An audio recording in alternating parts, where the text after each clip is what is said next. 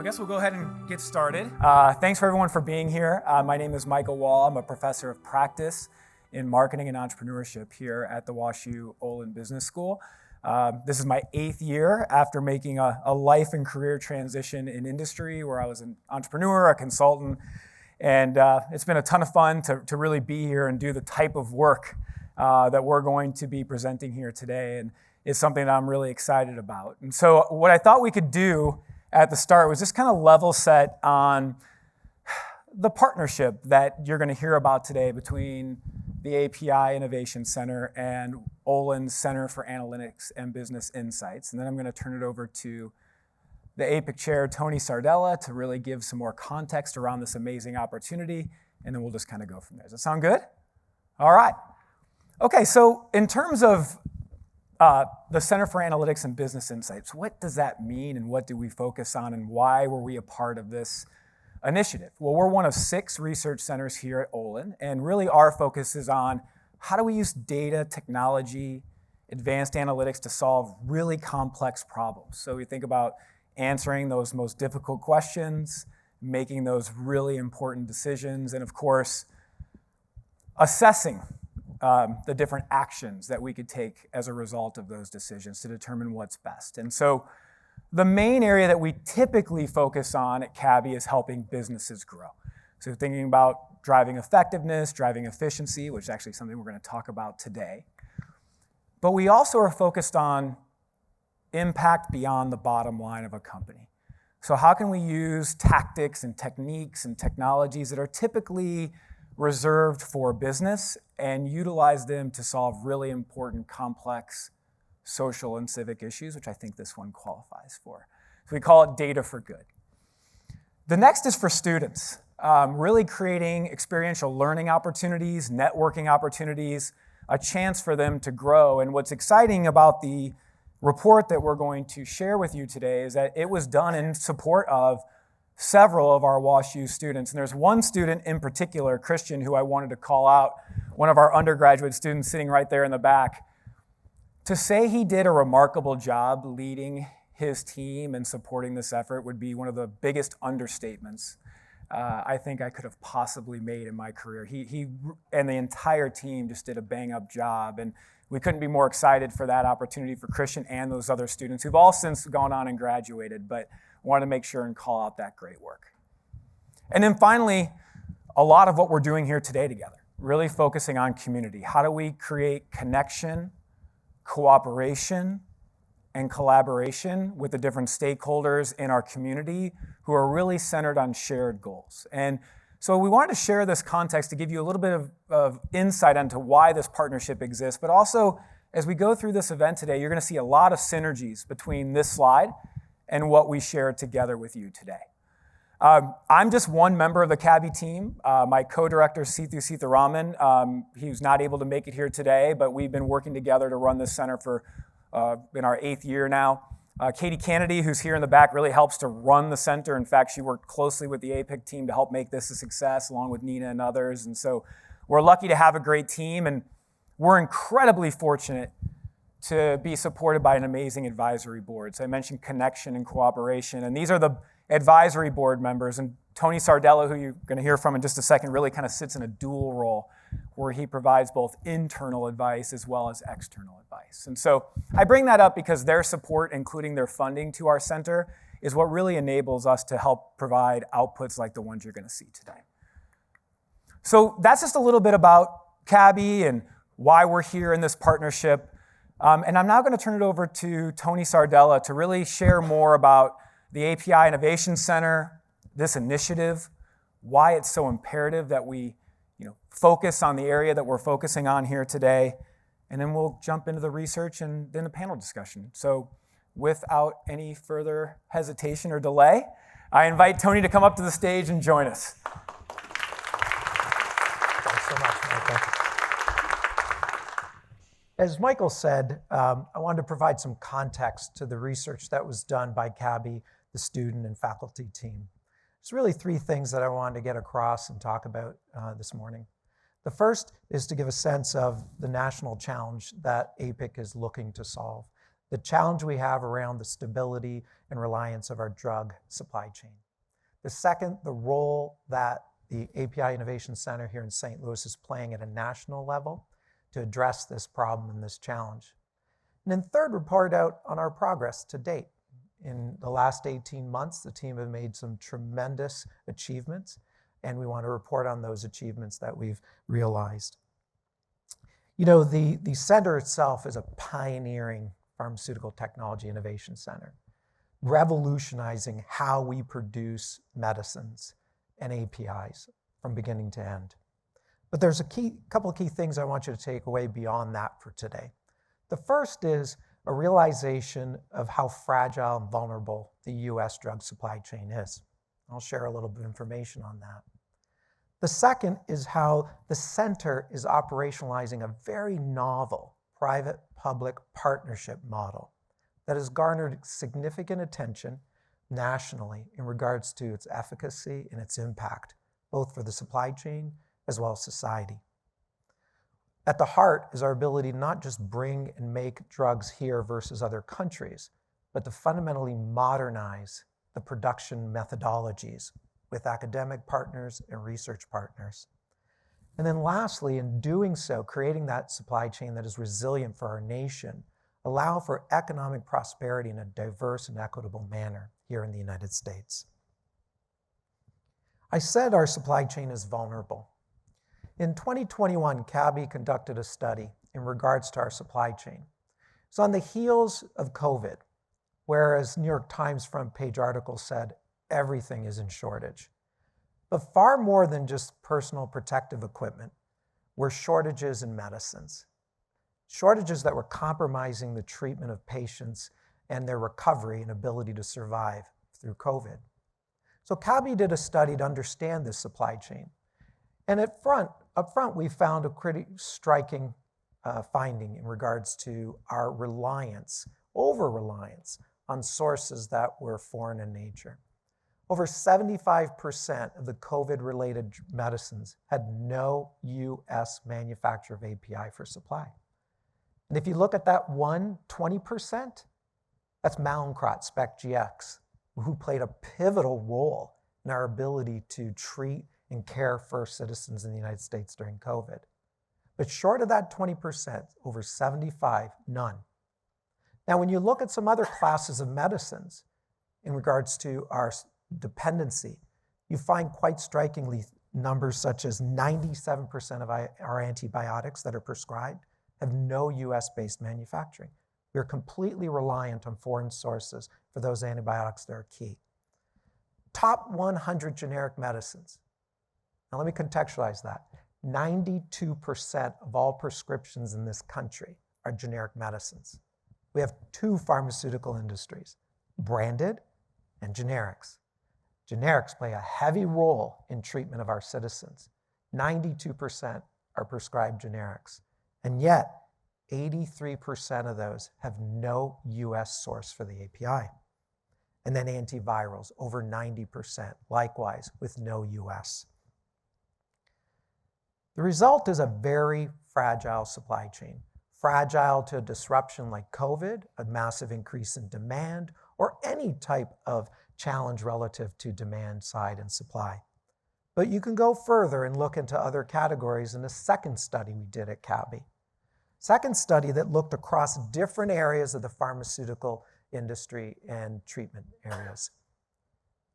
That's 96% of those top oncology. We have absolutely no US-based producer of that API. 64, if you look at cardiology, medicines that are taken in the hundreds of millions of patients every single day for their ability to survive and thrive, have no US-based. 75% of the medicines that the United States government and the FDA deem as essential for treatment of our citizens have no US-based supply. And we, over 30 years, became the lowest ranked producer of industrialized nations relative to producing APIs. Now you might say, why is that a problem? Why does that represent a risk or an issue for us? We offshore a great amount of production. And the thing I say is that It's one thing to offshore things that are convenience related, electronics, home appliances. We're not talking about convenience here. We're talking about the survivability of US citizens and their health, a very different supply chain. And one of the reasons it creates such an issue is while COVID created a demand shock, what's also now increased tensions and fears are geopolitical issues.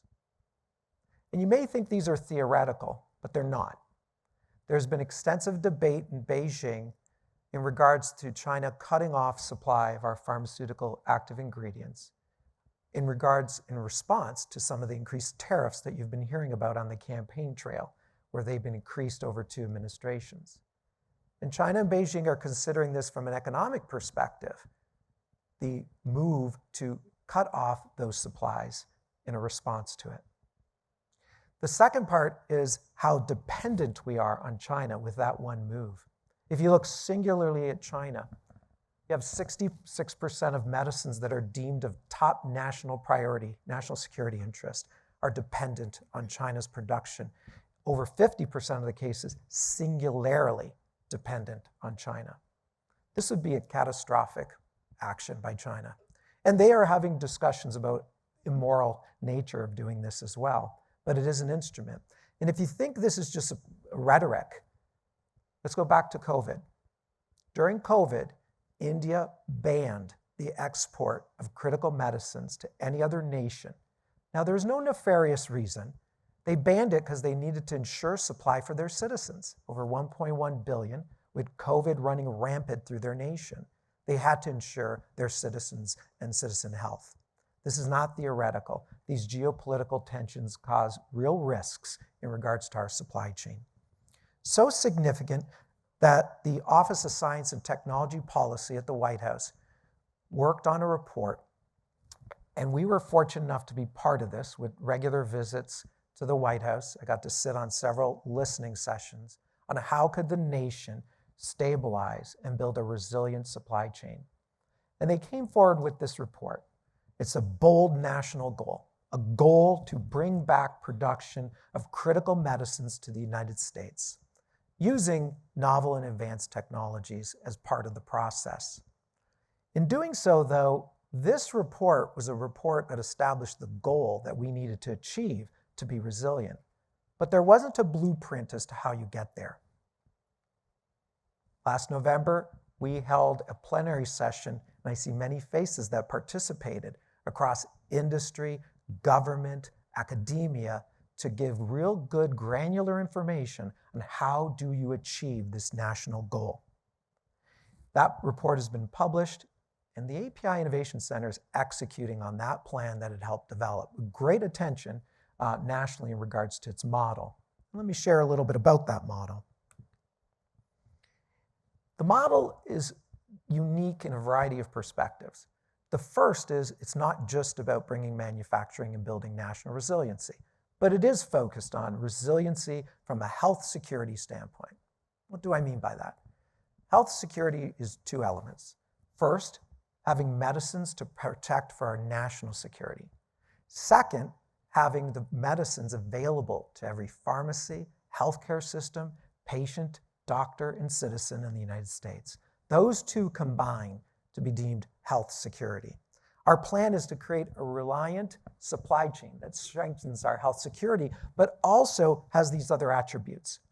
Brings back manufacturing roles and jobs to the United States, and creating different type of jobs with new technologies that are diverse in nature than previous manufacturing techniques. The ability to work with stakeholders and invest in capacity that is underutilized. 30 billion doses of medicine are readily available for production in the United States, but those facilities are sitting idle, not being utilized. This is not a distribution issue, it's an economic issue. And being able to get to the essence of the economics is what will address this issue. I had the pleasure of speaking at the congressional hearings in Congress around the economics as the driver of why we have such significant shortages. We have available capacity. The economics don't allow for that capacity to be fully realized. And then the last part is to do it in an environmentally sustainable way with green chemistry. Now, The business model that we've deployed, it's been deemed the Missouri model at a national DC level. It's shown some great promise and effect thus far, because it does get to the heart of the economics. The API Innovation Center adopts a novel private-public model that first invests in the research, development, and the purchasing of new novel equipment. Secondly, contracts major pharmaceutical companies with existing capabilities to produce these medicines, already CGMP, FDA approved, and then partner with drug product companies and distributors to ensure those medicines can get to the right places, to the right people. This does a variety of different things. The first and foremost is it eliminates the barrier of entry and production at the R&D stage. This is a critical issue for most generic companies, is the R&D that's required to bring these medicines to market. With that high cost, they do not have a positive return on their investment and therefore don't produce. And thanks to the vision of both the Missouri legislator and the governor's office, and Senator Brian Williams, who will be speaking later, a significant supporter, they saw the value of having the state, through the Missouri Technology Corporation, fund the research part of this process to allow for the economics to come in line. This was a critical difference than any other group in regards to their approaches. Now, on top of economic benefit, as patient benefit, stability of price, certainty of supply. From an environmental, green chemistry, lower energy, less waste, more higher quality yield, and controlled systems that are less risky from a manufacturing. And societally, to create jobs here in the United States in the pharmaceutical technology sector, something that hasn't happened for many, many decades. You might be saying, why Missouri? Why do it here? Why is St. Louis Group to be a national leader on the stage? And there's very significant reasons why. First, as a state, we are top 5 in manufacturing sector by state in the country. We have a strong manufacturing base and strong experience in regards to producing materials. Second, from an API production standpoint, we are #1 by state across all the United States. So as a state, we have the ability and the infrastructure to produce here in Missouri. And thirdly, we're centered right in the middle of the country from a distribution standpoint in being able to allow for this distribution in a very methodical and efficient manner.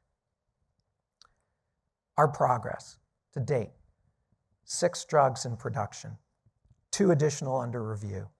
We have a goal of 25 in the near term in 5 years. We have a long-term goal of 300. Currently, these are the medicines that we are producing for healthcare system. And just recently, if you may have seen in the news, we were awarded here, and we should be very proud as a city, as a region, across the entire nation. We were awarded the first of its kind ever Title III Defense Production Agency contract to produce APIs for the United States government. To give you a sense, under the Defense Production Act, this has to be signed by the Office of the President of the United States. This was on his desk, and this was signed, and St. Louis was front and center in regards to its role in producing these medicines for our nation.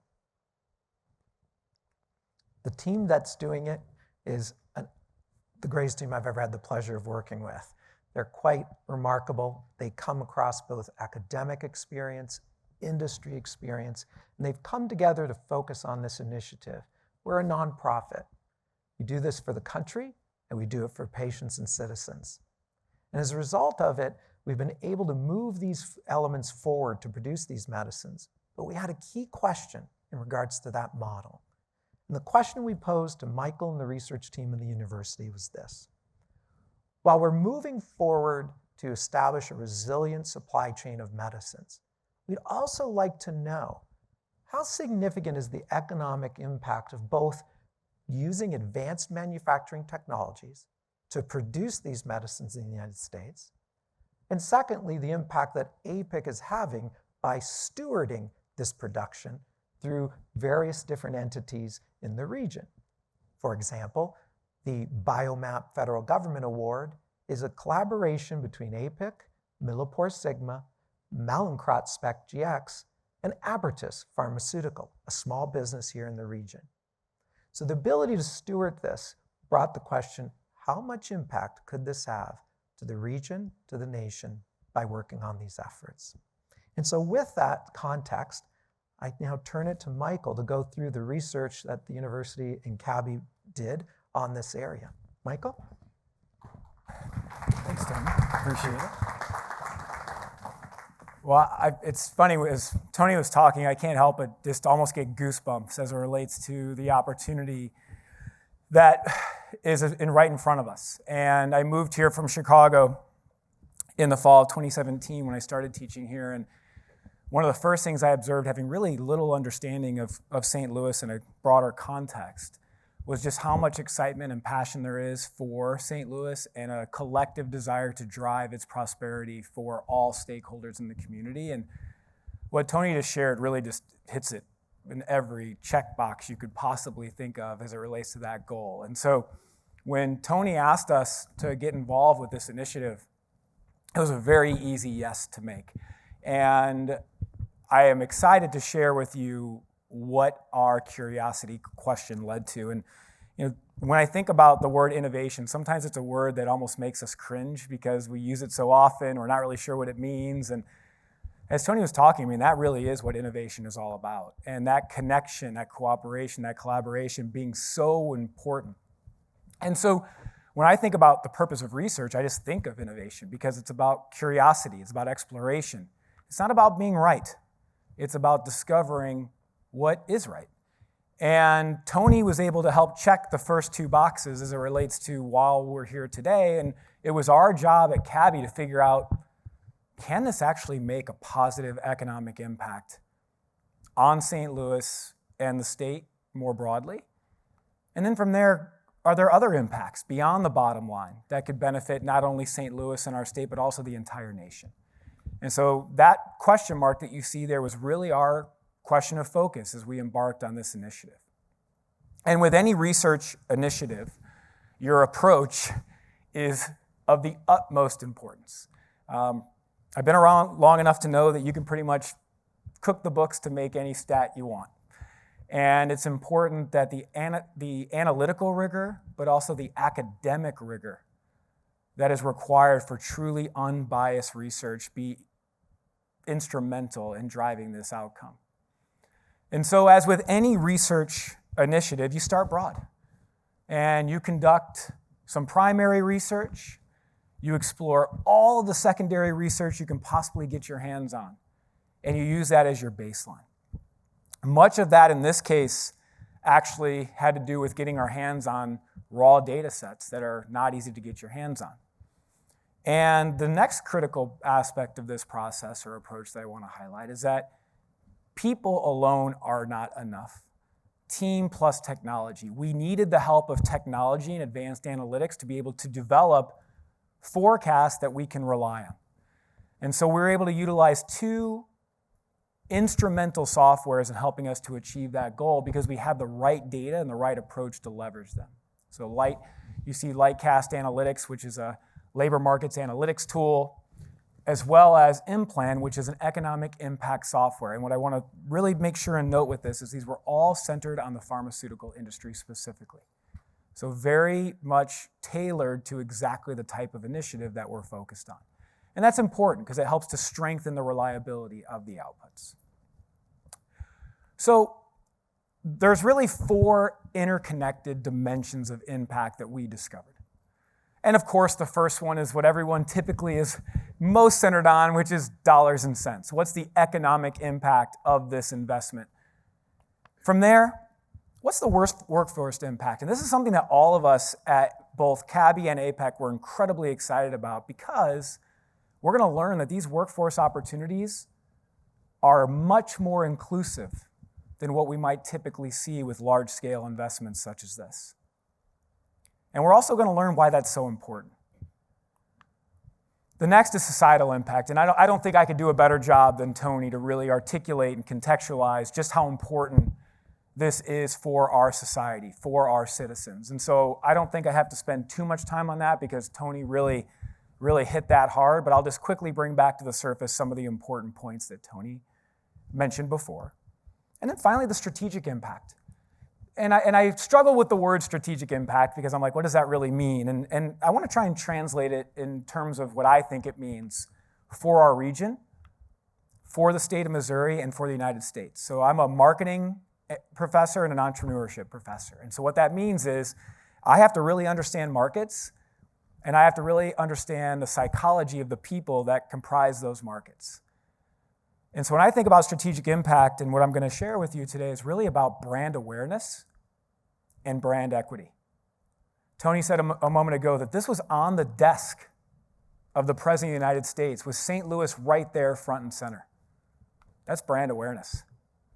And as this story spreads throughout our community and throughout the nation, and people start to have a perception of St. Louis and Missouri as being cutting edge in advanced manufacturing and all in on saving lives and driving the prosperity of our country, that's brand equity.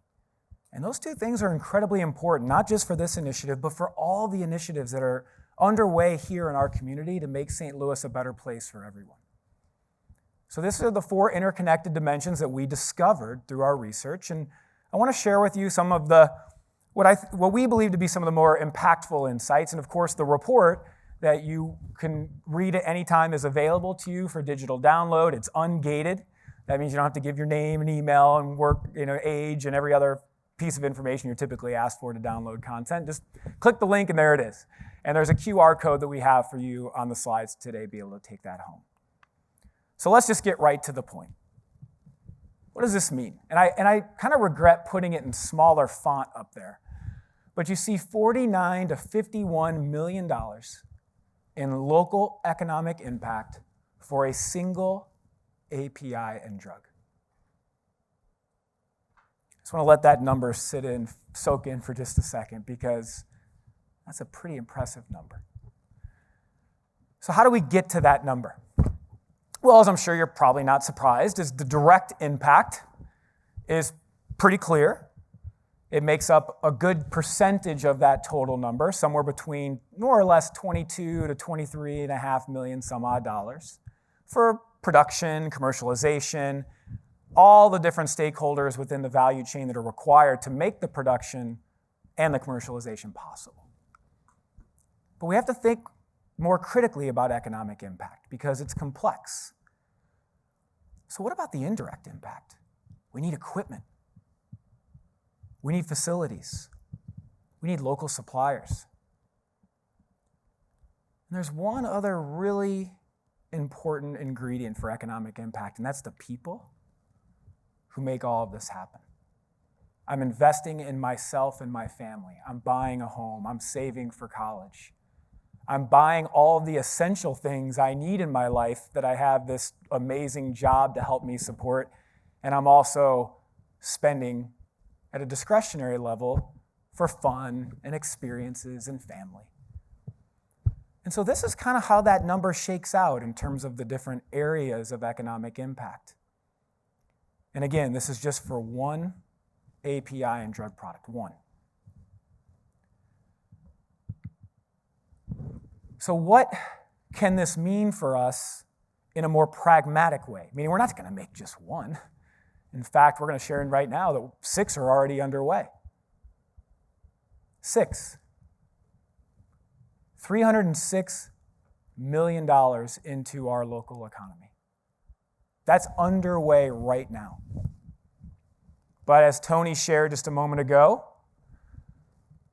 already on the roadmap are 19 additional. $1.2 billion. Long-term vision. So we think about compounding effects of such activities. 350 medicines that are made here, distributed from here, and impacting the lives of Americans all over our country. Now, economic impact studies are rooted in predictive analytics and forecasting. Now, we believe these numbers to be ones of high degrees of confidence, meaning our confidence levels are high, but of course there could be variation. But the variation would be minimal in impact, which shows that regardless of whatever variation up or down takes place, this is a truly transformational opportunity for our region, for our state, and for our country. So if you're anything like me, maybe you ask the question when you see numbers like this, is that good? Like, compared to what? Now, I don't think we need to benchmark to understand that this is good. In fact, I'm going to take it a step up and say this is great. But I mentioned that I come from industry, which means that I never really had the benefit of my now academic life, where sometimes your feet aren't held to the coals, so to speak, as it relates to how much you believe in this conviction and how it compares. And I think about publicly held company boardrooms, and I think about private equity meeting rooms and the level of stress that can come with that.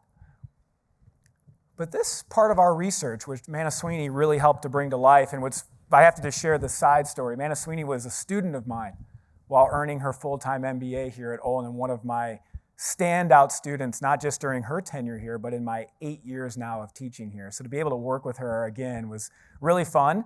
And the first thing I told her was, I'm no longer Professor Wall, I'm just Michael. That say you get your degree, that ends. And so when I think about this question, this was an important question to try and answer. How effective and efficient are we actually being today? And what does it look like we're going to be tomorrow? So we benchmarked our initiative against 11 analogous projects in the pharmaceutical industry. And the first thing we wanted to understand is effectiveness, which is simply how much economic value are we creating for the investment that's been made. And the next is efficiency. So for every dollar we spend, what does that equate to as it relates to job creation, which spurs the direct, indirect, and induced impact that I showed just a second ago. I'm going to start with efficiency, because sometimes efficiency gets a little less attention than effectiveness, but one I found to be important. And I wanted to share with you what the API Innovation Center's efficiency projections are for these future investments that are underway. $384,000 invested per job created. Now, as it relates to the 11 projects that we benchmarked against, that's 40% above the average. Even current investments are right at the average, an average that APIC's actually helping to drive down. And so what does this actually mean? What this means is when you look at our current and future activities, it puts us in the top 5. Technically the top 3, but again, let's just call variation. Top 5 in efficiency. That means we are doing an incredible, or APEC is doing an incredible, I feel like I'm part of the team now because we've been working so close on this and I'm so passionate about it. But that's a big deal. Efficiency is hard, especially when you're early in your business model lifecycle. APEC is incredibly new. It's in its infancy of its business model lifecycle. And to drive such efficiency such early is unlike anything I've personally seen in my career and in my 7 or 8 years on the research side. It's incredible. But effectiveness also matters, meaning for the investments I make and jobs I create in particular, how much money does that equate to? Also important to be effective. And when you look at our current and future projections, it once again puts us in the top 5. Conservatively in the top 5. Now, I mentioned the business model lifecycle. So I focus on innovation, I focus on data-driven marketing, and so innovation cultures. I study business model life cycles. I study how companies evolve and mature over time from the day that they're founded until the point in which they're lucky enough to be a mature organization. And what happens is that our business models become more rigid. And as they become more rigid, they become more efficient. And I mentioned that APEC is a little bit against the grain there as it relates to being efficient and effective at its start. And so what you're looking at here is the ratio of investment to job creation for those projects. And I want you to notice the dark blue API Innovation Center forthcoming projects. And I want you just to see how early on they are, because what this is showing us is the job creation potential, but also our opportunity to have a bell curve, or an S curve, that's a little bit lower than what we see here. And so, again, to make an important point here, I'm not trying to compare us to say that we should strive to be anywhere on this graph. What I'm saying is that APEC has demonstrated in a very short amount of time that it can be both efficient and effective. And we should be excited about that. It lets us know that this is scalable, that those 350 medicines that are part of the long-term vision are absolutely possible. It's just a matter of us being all in to achieve it. So the next one here, as it relates to the interconnected dimensions of impact, is workforce impact. And this is something that actually is incredibly aligned to some other research I've been doing. And one of the things I've learned is that there is significant local investment and significant focus from many stakeholders on elevating the workforce here in St. Louis for everyone in our community. And I'm going to share some examples of that in just a moment. But I wanted to share with you an interesting and unsettling statistic. This is just one group of our underrepresented members of our community. Black professionals represent just 6% of the biotech workforce, and that number drops when you move on to more senior roles. In the United States, this number has been climbing. 40% of Americans, on average, have earned or are earning a traditional 4-year degree. Now, while that number's high, there's still 60% who don't have a traditional 4-year degree. And when you look at the underrepresented members of our community, that number drops to 23%. So we bring this to your attention because the types of jobs that are being created are important. And we're excited to share that this opportunity enables us to form new job classes, certification-based programs. Think almost like apprenticeships. You want to be a contractor or a plumber or an electrician, an HVAC service repair person. You don't need to go earn a 2 or a 4-year degree. You can go through a certification program, earn these opportunities, and they're well-paying opportunities. These are great jobs that are accessible. And there are different classes. It's not just one type of job. There are different types of jobs, different types of roles, career opportunities that we can offer to members of our community that otherwise may not have the ability to earn such great wages based on whatever degree level they might have. So this is really important. It's really important. And as Tony mentioned a moment ago, we are doing really well with advanced manufacturing and manufacturing. We're doing really well in pharma and healthcare more broadly, which means that these certifications that they earn are transferable. It's not just for this initiative. They can be used in a variety of different organizational contexts, which helps to drive job security. So just to keep it simple, these are really good jobs. But in our panel discussion later today, we're going to learn that this is all great in terms of how it sounds, but how do we actually implement? Now, as it relates to the workforce opportunities in particular, there are 3 things we're going to need to do really, really well. The first is we're going to need partnerships. We all have to be working together on this in a collaborative way for this opportunity to be realized, and part of that is going to be driving awareness in our communities about these opportunities. Here's the type of things that you get to do with a certification like this. Here's the security that can bring to you and your family. helping them just know and then help them learn. And then the final piece is mentorship and training. It's not easy to get out there and earn anything new.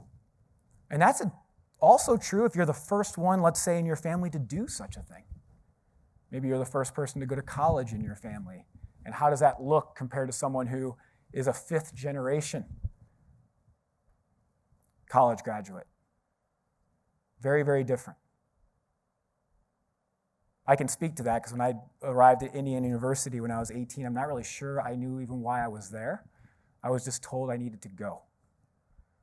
And I'm lucky enough that someone told me to go, and I was lucky enough to have the financial support to be able to make it work. So I share that personal story because it's one that I'm really passionate about. I grew up in a working class, blue-collar steel mill town. I worked in the mills when I was 15, wearing metatarsal boots, worked construction in the summers. And a lot of my friends growing up during the high school day would go to the mill and get training. Because for most people in my hometown, that's where you went after high school. You went to the mill. And I bring that up because I've always had a strong personal connection and passion for what sometimes is referred to as the working class. And so Opportunity Trust came to Cabby a couple years ago and they said, look, we have a problem. In the state of Missouri and the United States more broadly, public high schools are rewarded for 4-year college degree acceptance rates. You win an award, you get ranked high, you get funding. That's typically the metric that's used to determine whether or not you're doing a great job. But what the research hypothesis was is that there are other opportunities that are available to students. In other words, 4-year college isn't the right fit for everybody. Sometimes because your circumstances don't enable, but other times your passions don't align to it. And so what we worked to study was what types of career opportunities don't require a 2 or 4-year college degree, and are they any good? And so we conducted such a study. And we looked at career well-being. We looked at life well-being. This was a very comprehensive report. Now, this last slide that you see here is not one that you can translate in a presentation, but I just want you to focus on the upper right-hand corner. And I want you to read the x-axis, monetary value score, satisfaction, and sustainability score. We uncovered that many jobs in the United States that do not require a traditional 4-year degree score incredibly high. This is a scatter plot of all of those career opportunities, incredibly high in both dimensions compared to even 4-year degree opportunities. And so this analogous research further supports just how valuable these new jobs that are going to be created are for other members of our community that otherwise may have been overlooked or may not have had an opportunity to even apply. So it's incredibly important and incredibly valuable and something that I was really passionate about and I was excited to learn was possible based on the research that we did. Societal impact, I'm going to go a little bit more quickly because Tony did such a great job articulating the problem and why we have to solve it and the potential that it can have for our community. But I do think it's important just to bring it back to the forefront and just let it soak in for a second. Because each of these 3 things are incredibly important. And we have an opportunity to lead it. That's just really fun, for lack of a better word. And I want to just close with some other synergies of analogous research. Actually, Tony helped to bring on the one that you're seeing. So Tony and I and Sithu and some others worked on a research study. We presented to the Brookings Institute in Washington, D.C., to senators and really all members of Congress and the local community. And it was based on exactly what we mentioned before, using data and advanced analytics to positively impact society. And this one was focused on the opioid epidemic, which we all know is a big problem in the United States. And one of the key insights of that research was just the significant societal impact that that would have. Saving lives is obviously at the forefront. But have you ever thought more critically about people who survive, but whose lives are severely altered for the negative as a result of an opioid epidemic? or think about the family members or loved ones of those who suffer from that addiction. In 2019, MasterCard tasked Cabby, and again, these are all also experiential learning opportunities, which is something that's always exciting, and Tony and I talk about that a lot. Can we create student experiential learning opportunities with this research and really get them exposure and access? And what this student team did was help MasterCard way back in 2019 forecast the impact, both economic and social, on the new investment that was being talked about and move forward with, which was the new St. Louis SC Soccer Club and the stadium that was going to be built downtown. And what that research uncovered was that the impact was going to have a lot more to do with this dollars and cents. Now, the economic impact was strong, don't get me wrong, but the broader societal impact was also incredibly strong. So what we're seeing is an interconnectedness of economic impact and societal impact, and what the opioid study, similar to this initiative, is focused on is specifically human well-being. It's explicit as it relates to its value impact. So I always bring up analogous research because the synergy of these insights helps to tell a story that we can rely on, a story that we can believe in. So just to close, we'll close out with strategic impact. Strategic impact. I mentioned brand awareness. I mentioned brand equity. But I failed to mention another important ingredient, which is community excitement. You know, there's some really oversimplistic view of what drives us as human beings to be attracted to the things that we're attracted to or do the things that we do. And if you really want to boil it down to a simple word, the word excitement is a pretty good word as it relates to a catch-all for what really drives us to want to be involved in something, to do something, to have a positive perception of something. More or less, we like to be where the excitement is. And sometimes you think, well, excitement can wane. You know, it's always exciting at the start, but then it just kind of becomes expected and normal. I think that's different here because this is about economic and societal impact that's sustaining for our community and our country. And I don't really see an instance where that's ever going to not be exciting. And so when we think about our panel discussion and our closing remarks from Senator Williams, it's something I think we should keep in the back of our mind as it relates to some of the induced impact that such investments have. And as a marketing professor, I can tell you, branding does matter. It does. So to close, before we open it up to questions, I wanted to share some analogous research that was also conducted. You know, Tony helps to bring a lot of research to Cabby, which is why so Tony is our senior research advisor. And we're so fortunate to have him in that role because he's a dot connector. He's a visionary, and he sees problems.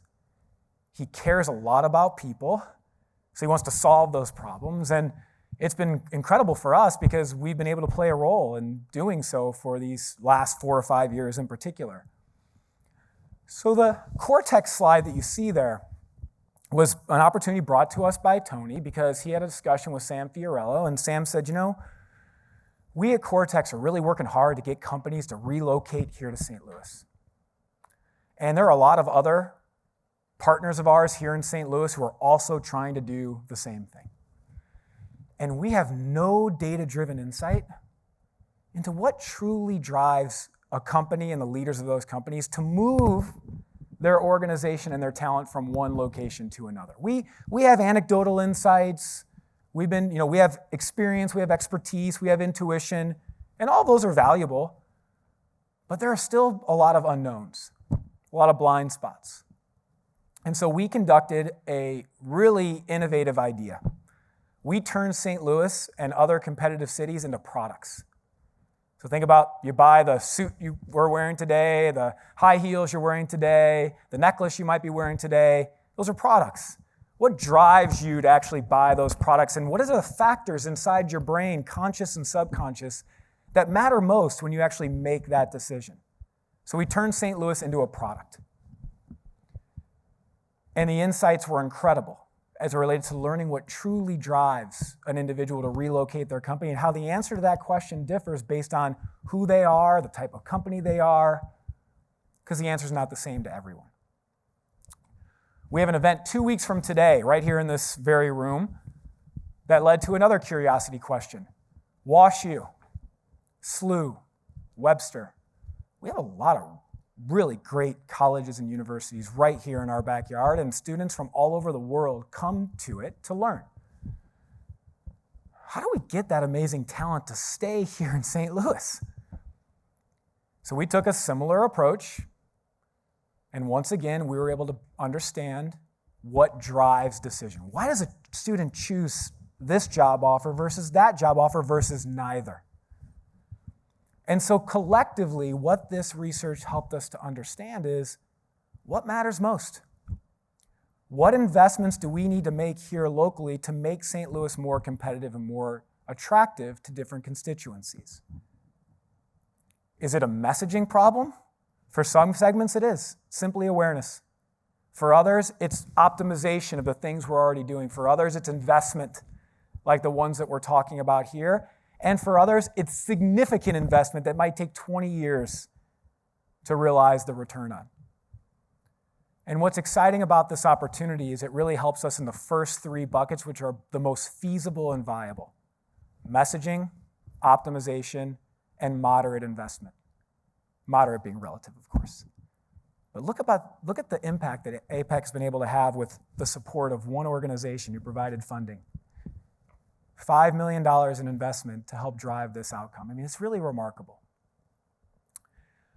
So with that, I just want to summarize what the report uncovered. Sorry, let me just take off this name tag. I think you guys all know who I am. Economic impact. Direct, indirect, and induced. Significant. Multi-millions to billions of dollars near, mid, long term. Workforce development, equitable opportunities for members of our community that otherwise may not have had an opportunity to take advantage of this new economic engine within our region. Societal impact, reinforcing what Tony shared at the start. And then to close, making St. Louis more competitive, more attractive to more people. And as we make investments to do that, the returns start to materialize not just in the near term, but also the mid and long. So the old analogy, you're planting seeds. You're planting seeds. But to close, before I open it up to Q&A, I want to really set the stage for where we're going next in our panel discussion. Connection, cooperation, collaboration. It's not easy. I had a meeting yesterday with a member of SLU who's focused on a similar initiative to the research I just mentioned a moment ago. And you know what my initial response was? They're a competitor. But then I took a step back and I said, no, they're not. They're a partner because we have a shared goal. So it's not an environment of scarcity. We're all trying to grab little pieces of the same pie. It's an environment of scalability. We should all be focused on growing our own pie because if we do so, our collective pie grows, stabilizes, and flourishes. So I appreciate the opportunity of APEC and Tony and team to let CABI and WashU, Olin be a part of such an invaluable and important initiative in our community. It's been just remarkable to be part of it. And I thank you for giving us the opportunity and me the opportunity to share the impact of that work. Christian had to step out for class because he's that kind of student, but I just can't say enough how lucky we are to have the talent. Manaswini, to see her from the very first day that she started her MBA program to where she is now, and that trajectory, the sky is the limit for her. So it's been really fantastic. Appreciate it. And I'll open it up to any questions that any of you may have about our approach, the findings, maybe just curiosity questions on how you might be able to use this for whatever initiative that you're working on. And if there are no questions, that's okay too, but we definitely have time for it. So ask away, and there's some microphones that will be passed around, or you can just be like me and talk really loud. All right. Yes?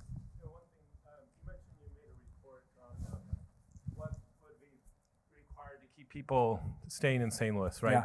But you didn't really go into the details of what those are. Could you explain a little bit about that? Sure. Well, first of all, come on October 9th, and I'm going to promote those. It's really exciting. But in all seriousness, I mean, I think just to broadly, when you think about the buckets of what matters, the initial job opportunity is incredibly important.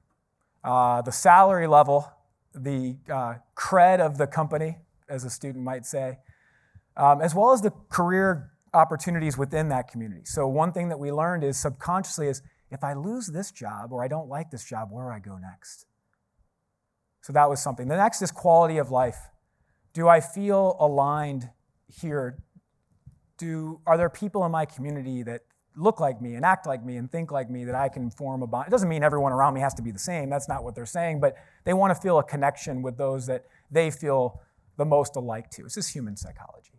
So those are kind of the two broader buckets that we've learned about. It's really about the job, but also the community. But there are some things that we just can't compete on. We don't have an ocean, and we can't get around that.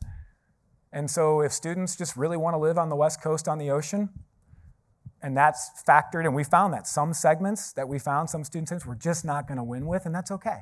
So instead of trying to get them to stay, we give them the best experience possible while they're here and hope they give back to our community in other ways.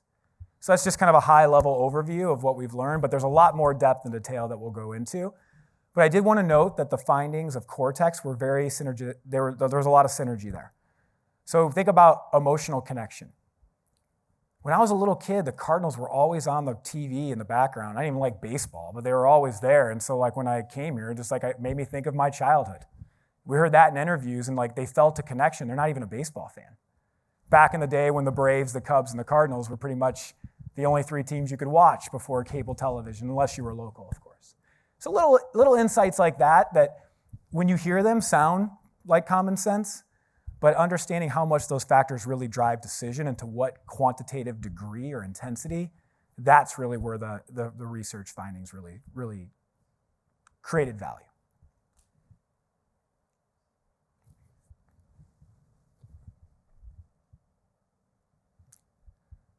So I always say to my students, if there are no questions, it means one of two things.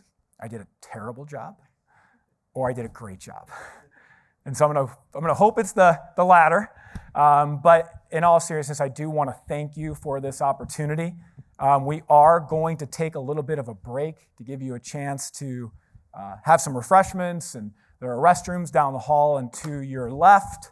So there's plenty of time to do that. And once we get back from our break, the break is 15-minute break. We'll take a 15-minute break.